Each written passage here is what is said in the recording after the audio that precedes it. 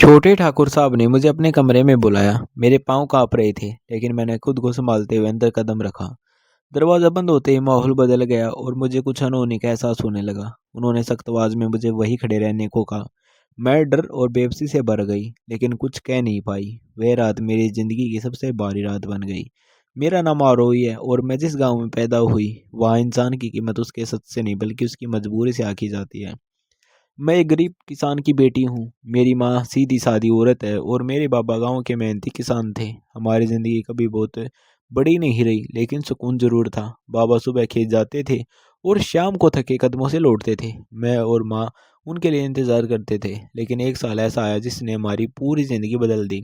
उस साल बारिश नहीं हुई, खेत सूख गए, फसल नहीं हुई, घर में अनाज खत्म होने लगा और तब बाबा ने मजबूरी में ठाकुर साहब से कर्ज लिया। ठाकुर साहब गांव के सबसे बड़े जमींदार थे। उनकी हवेली ऊंची थी और रुतबा उससे भी ऊंचा। शुरू में उन्होंने मीठे बोल बोले थे, कहा था फसल होने पर चुका देना।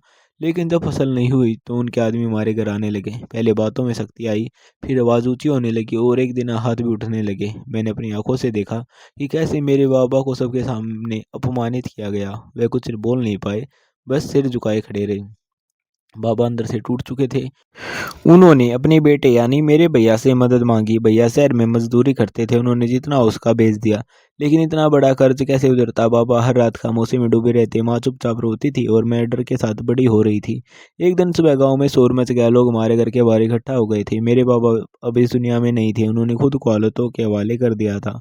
उस दिन मेरे लिए सब कुछ खत्म हो गया, लेकिन कर्ज खत्म नहीं हुआ। अब ठाकुर के आदमी माँ और मुझ पर दबाव डालने लगे, हमें धमकाया जाने लगा। गाँव में हमारी कोई सुनने वाला नहीं था।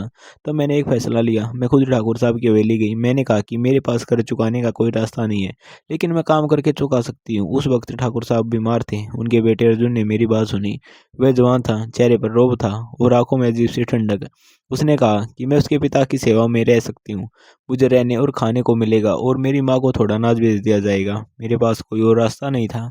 मैं मान गई। मैं हवेली में रहने लगी, दिन रात सेवा करते रही। लेकिन मेरे दिल में एक डर बैठ गया था। यह जगह जितनी बड़ी थी उतनी ही भारी लगती थी। रातें लंबी लगती थी। अर्जुन मुझे अक्सर देखता रहता था, कभी कुछ नहीं बोलता था, लेकिन उसकी नज़रें मुझे असहज कर देती थी। मैं बस यही सोचती थी कि किसी तरह कर्ज उतर जाए और मेरी माँ सुरक्षित रहे। मुझे नहीं पता था कि यह फैसला मेरी ज़िंदगी का सबसे कठिन इम्तिहान बनने वाला है, क्योंकि जिस हवेली में मैं सहारे की तलाश में आई थी, वहीं से मेरी असली परीक्षा शुरू होने वाली थी। हवेली में मेरा हर दिन एक जैसे शुरू होता था, लेकिन हर रात अलग डर डर लेकर आती थी। सुबह उठते ही मैं ठाकुर साहब के कमरे में जाती। दवाइयाँ देना, उनके पैर दबाना, पानी पिलाना, यही मेरी दिनचर्या बन चुकी थी। माँ की चिंता मुझे हर वक्त सताती रहती थी, लेकिन इतना सुकून ज़रूर था कि उसके पास अनाज पहुँच रहा था। हवेली बड़ी थी, लेकिन दिल छोटा। हर कोना मुझे देखता हुआ लगता था। अर्जुन ज़्यादातर चुप रहता था। कभी आंगन में खड़ा मुझे देखता तो कभी बिना कुछ बोले चला जाता। उसकी आंखों में गुस्सा कम और उलझन ज्यादा दिखती थी। एक दिन मैंने देखा कि ठाकुर साहब की तबीयत और बिगड़ गई है। मैं डर गई, अगर उन्हें कुछ हो गया तो सारा इल्जाम मुझ पर आ सकता है। मैंने हिम्मत करके अर्जुन से बात की। उस वक्त वह अखाड़े में कसरत कर रहा था। चारों तरफ गांव के लोग थे। मैंने धीरे से कहा कि किसी बड़े डॉक्टर को बुला लेना चाहिए। उसने मेरी बात सुनी, लेकिन उसकी नज़रें लोगों के सामने मुझे देखकर सख्त हो गई। उसने कहा कि हाँ, औरतों को ऐसे आना ठीक नहीं है। मैं शर्म से सिर झुकाकर लौट आई। उस दिन पहली बार मुझे एहसास हुआ कि वेले में मेरी जगह कितनी कमज़ोर है। कुछ दिनों बाद डॉक्टर आया। उसने अर्जुन को अलग ले जाकर बात की। मैं बाहर इंतजार करती रही। अंदर क्या बात हुई मुझे नहीं पता, लेकिन उसके बाद अर्जुन का व्यवहार बदल गया। अब वह मुझे आदेश की तरह बातें कहने लगा। उसकी आवाज़ में पहले जैसी नरमी नहीं रही। ठाकुर साहब की हालत दिन पर दिन बिगड़ती गई। मैं पूरी कोशिश कर रही थी, लेकिन कुछ किस्मत और ही चाहती थी। एक सुबह हवेली में रोना शुरू हो गया। ठाकुर साहब अब इस दुनिया में नहीं थे। हवेली में सन्नाटा फैल गया। मैं चुपचाप खड़ी सब देखती रही। मेरे दिल में डर बैठ गया। अर्जुन की आंखों में गुस्सा था। उसने सबके सामने कुछ नहीं कहा, लेकिन जब से उसने मुझे देखा तो उसकी नज़रों में शक साफ था। कुछ दिन बाद उसने मुझे बुलाया। उसने कहा कि अब सारी जिम्मेदारी उसी पर है और हवेली के हर काम में मेरी जवाबदेही होगी। मैंने सिर हिला दिया। मेरे पास और कोई रास्ता नहीं था। उस दिन के बाद मेरी ज़िंदगी और सीमित हो गई। हवेली से बाहर जाना बंद हो गया। हर काम समय पर करना ज़रूरी हो गया। एक छोटी सी गलती पर भी उसकी आवाज़ ऊंची हो जाती थी। मुझे लगने लगा कि वह मुझे मेरे बाबा की मौत से जोड़कर देख रहा है। मैं खुद को निर्दोष साबित करना चाहती थी, लेकिन कोई सुनने वाला नहीं था। रात को मैं माँ को याद करके रोती थी, अपने बाबा को याद करती थी और खुद से सवाल करती थी कि क्या सच में मैं इस हवेली में सुरक्षित हूँ। मुझे नहीं पता था कि अर्जुन के मन में क्या चल रहा है, लेकिन इतना ज़रूर समझ आ गया था कि अब यह सिर्फ कर्ज की कहानी नहीं रही, ये सत्ता, गुस्से और बदले की कहानी बनती जा रही थी। और इस कहानी के बीच में अकेली खड़ी थी, डरी हुई लेकिन अभी टूटी नहीं थी। ठाकुर साहब की मौत के बाद हवेली का माहौल पूरी तरह बदल गया था। जहाँ पहले शोर और रौब रहता था, वहाँ अब सन्नाटा और तनाव था। अर्जुन अब सिर्फ ठाकुर साहब का बेटा नहीं, बल्कि पूरे गांव की नज़रों में अगला मालिक था। उसके कंधों पर जिम्मेदारी थी, लेकिन उसके चेहरे पर चैन नहीं था। वह अक्सर अकेला बैठा रहता और कुछ सोचता रहता। मैं उसकी नज़रों से बचने की कोशिश करती थी, लेकिन ऐसा मुमकिन नहीं था। हवेली में हर कोई मुझे देखता था, जैसे मैं कोई सवाल बन चुकी हूँ। कुछ नौकर धीरे धीरे मुझसे दूरी बनाने लगे, कुछ फुसफुसाकर बातें करने लगे। मुझे समझ आने लगा कि मेरे खिलाफ कुछ न कुछ बोया जा रहा है। एक दिन अर्जुन ने मुझे बुलाया, उसकी आवाज़ में ठंडापन था। उसने कहा कि गांव में बातें फैल रही है और उसे सब साफ चाहिए। मैं घबरा गई। मैंने कहा कि मैंने अपना काम पूरी ईमानदारी से किया है। वह चुपचाप मेरी बातें सुनता रहा, फिर बोला कि हवेली में रहकर हर कदम सोच समझ कर उठाना पड़ता है। उस दिन मुझे पहली बार एहसास हुआ कि मेरी ज़िंदगी अब सिर्फ मेहनत से नहीं, बल्कि किसी और की सोच से तय होगी। गाँव में धीरे धीरे माहौल बदलने लगा। लोग कहने लगे कि ठाकुर साहब की तबीयत अचानक बिगड़ना कोई इत्तेफाक नहीं था। कुछ लोग मेरे बाबा की मौत का जिक्र करने लगे। मुझे देखकर लोगों खामोश हो जाते। मेरे अंदर डर बैठने लगा। एक शाम मेरी सहेली सुनीता चुपके से मुझसे मिलने आई। उसने कहा कि गांव में मेरे खिलाफ बातें हो रही हैं और मुझे संभल कर रहना चाहिए। उसकी बात सुनकर मेरी रूह कांप गई। मैंने अर्जुन से बात करने की कोशिश की, लेकिन उसने खुद को मुझसे दूर कर लिया। अब वह सिर्फ आदेश देता था। भावनाएं जैसे खत्म हो चुकी थी। मुझे हर वक्त लगता था कि कोई मुझे देख रहा है। हर गलती मेरे सिर डाल दी जाती थी। एक दिन अनाज के हिसाब में फर्क निकला और बिना जांच के इल्जाम मुझ पर लगा दिया गया। मैंने सफाई दी, लेकिन किसी ने नहीं सुनी। उस रात मैं बहुत रोई। माँ की याद ने मुझे तोड़ दिया। मैं सोचने लगी कि क्या मेरा यहाँ आना मेरी सबसे बड़ी गलती थी, लेकिन मैं भाग भी नहीं सकती थी। कर्ज अभी बाकी था और माँ अकेली थी। अर्जुन की चुप्पी अब मुझे डराने लगी थी। उसकी आंखों में गुस्सा नहीं, बल्कि सख्त फैसला झलकने लगा था। मुझे लगने लगा था कि वह किसी नतीजे पर पहुंच चुका है, और मुझे अंदाजा हो गया था कि आने वाले दिन मेरी ज़िंदगी का सबसे बड़ा कठिन दौर वो साबित होने वाले हैं। क्योंकि अब हवेली सिर्फ एक काम की जगह नहीं रही थी, वह अदालत बन चुकी थी और मैं वहाँ अकेली खड़ी थी, बिना किसी गवाह के। अगले दिन हवेली में अजीब सा तनाव था। हर कोई फुसफुसाकर बात कर रहा था। मुझे महसूस हो रहा था कि कुछ बड़ा होने वाला है। दोपहर होते ही अर्जुन ने मुझे बुलाया। मैं उसके सामने खड़ी थी और दिल बहुत तेज धड़क रहा था। उसने कहा कि गांव के कुछ लोग मुझसे सवाल करना चाहते हैं। मेरे पैरों तले जमीन खिसक गई। मैंने कहा कि मैंने कोई गलत काम नहीं किया। उसने मेरी तरफ देखा, लेकिन उसकी आंखों में भरोसा नहीं था। हवेली के आंगन में गांव के कुछ बुजुर्ग बैठे थे। मुझे उनके सामने खड़ा कर दिया गया। मुझसे सवाल किए जाने लगे। कब आई थी हवेली में, क्या क्या काम करती थी, ठाकुर साहब की तबीयत कैसी थी। हर सवाल मुझे तोड़ रहा था। मैंने सच सच जवाब दिए, लेकिन लोग पहले ही मन बना चुके थे। किसी ने कहा कि मेरे पिता ने दबाव में जान दी थी। किसी ने कहा कि बदला लेने का मन इंसान को अंधा बना देता है। मेरी आंखों से आंसू बहने लगे। मैं चिल्लाकर कहना चाहती थी कि मैं ऐसी नहीं हूँ, लेकिन मेरी आवाज़ जैसे गले में दब गई थी। अर्जुन सब चुपचाप देख रहा था। तभी उसकी माँ वहाँ आई। उनका चेहरा शांत था। उन्होंने सबको रोका और कहा कि बिना सबूत किसी पर इल्ज़ाम लगाना पाप है। उन्होंने कहा कि आरोही ने उनके पिता की सेवा पूरे मन से की थी। उनकी बात सुनकर कुछ लोग शांत हुए, लेकिन शक खत्म नहीं हुआ।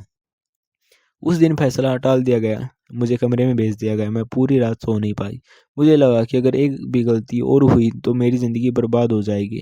अगले दिन सुनीता फिर आई। उसने बताया कि गांव के कुछ लोग अर्जुन को भड़का रहे हैं। कह रहे हैं कि अगर उसने शक्ति नहीं दिखाई तो लोग उसे कमज़ोर समझेंगे। मुझे समझ आ गया था कि यह सिर्फ मेरे खिलाफ नहीं, बल्कि सत्ता की लड़ाई भी है। मैंने फैसला किया कि अब चुप नहीं रहूंगी। मैंने ठाकुर साहब की दवाइयों का हिसाब, डॉक्टर की पर्चियाँ और अपने काम से जुड़े सब कागज इकट्ठा किए।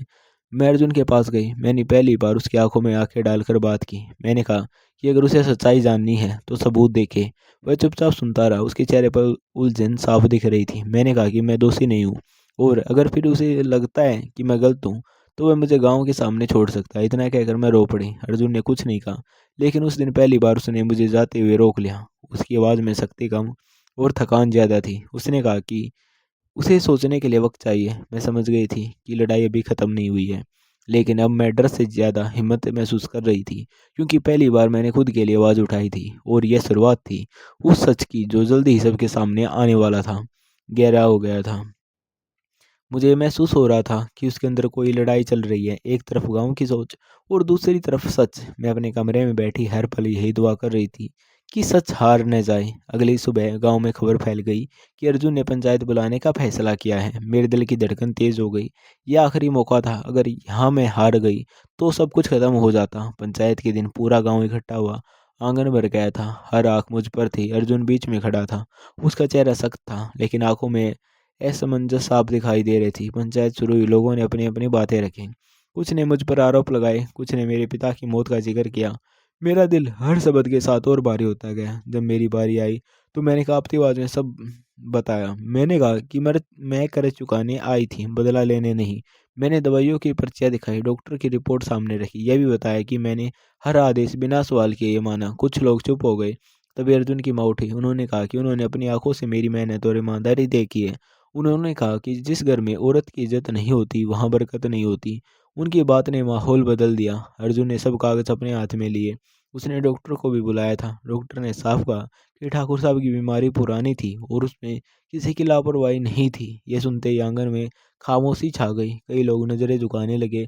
अर्जुन ने पहली बार सबके सामने मेरी तरफ देखा। उसकी आंखों में गुस्सा नहीं, शर्म थी। उसने कहा कि अगर किसी ने बिना सबूत मुझे दोषी ठहराया तो वह गलत है। उसने गांव वालों से कहा कि अब हवेली में कोई न्याय नहीं होगा। यह सुनकर मेरे पैरों से जैसे बोझ उतर गया। पंचायत खत्म हुई। लोग धीरे धीरे जाने लगे। मैं वहीं खड़ी रही। अर्जुन मेरे पास आया। उसने धीमी आवाज में कहा कि उसने बहुत देर से सच को समझा। उसने कहा कि सत्ता में दबाव में वह इंसानियत बोलता जा रहा था। मैंने कुछ नहीं कहा। मेरी आंखों में आंसू बह रहे थे, लेकिन ये आंसू दर्द के नहीं थे, ये राहत के थे।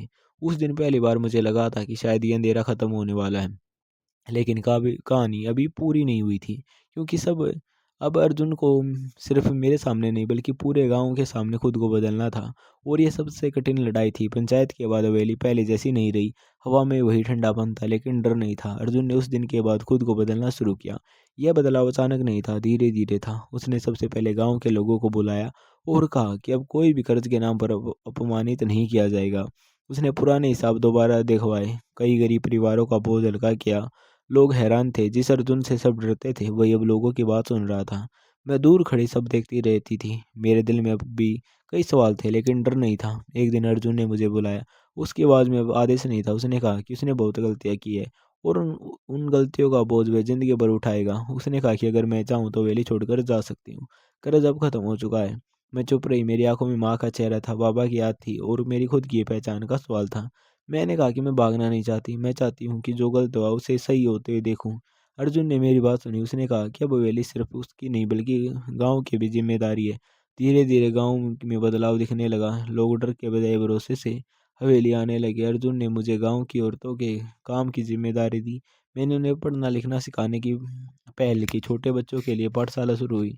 मेरी माँ भी मेरे पास आ गई। जब उन्होंने मुझे आत्मसम्मान के साथ खड़ा देखा तो उनकी आंखों में सुकून था। अर्जुन और मेरे बीच रिश्ता भी बदल रहा था। अब खामोशी में डर नहीं बल्कि समझ थी। उसने मुझसे कहा कि वह अपने पिता की तरह नहीं बनना चाहता। वह चाहता है कि लोग उसे इंसान के रूप में याद करें। समय के साथ उसने मुझसे शादी का प्रस्ताव रखा। मैंने जल्दबाजी नहीं की। मैंने कहा कि रिश्ता तभी बनेगा जब बराबरी होगी। अर्जुन ने इसे स्वीकार किया। गांव के सामने सादगी से हमारी शादी हुई। कोई दिखावा नहीं, कोई डर नहीं। आज जब मैं पीछे मुड़कर देखती हूँ तो लगता है मेरी ज़िंदगी ने मुझे बहुत तोड़ा, लेकिन उसी टूटन ने मुझे मजबूत बनाया। मैं अब सिर्फ किसी की बेटी या पत्नी नहीं हूँ, मैं अपनी पहचान हूँ। यह कहानी बदले की नहीं, ये कहानी बदलाव की है। यह कहानी इस बात की है कि अगर एक इंसान भी गलत पर सवाल उठाए तो पूरी व्यवस्था हिल सकती है। और आखिर में अच्छाई की जीत जरूर होती है। दोस्तों, अगर आपको यह कहानी पसंद आई हो तो इसे लाइक और शेयर ज़रूर करें। और ऐसी ही भावनात्मक कहानियों के लिए चैनल को सब्सक्राइब करना न भूलें। धन्यवाद दोस्तों।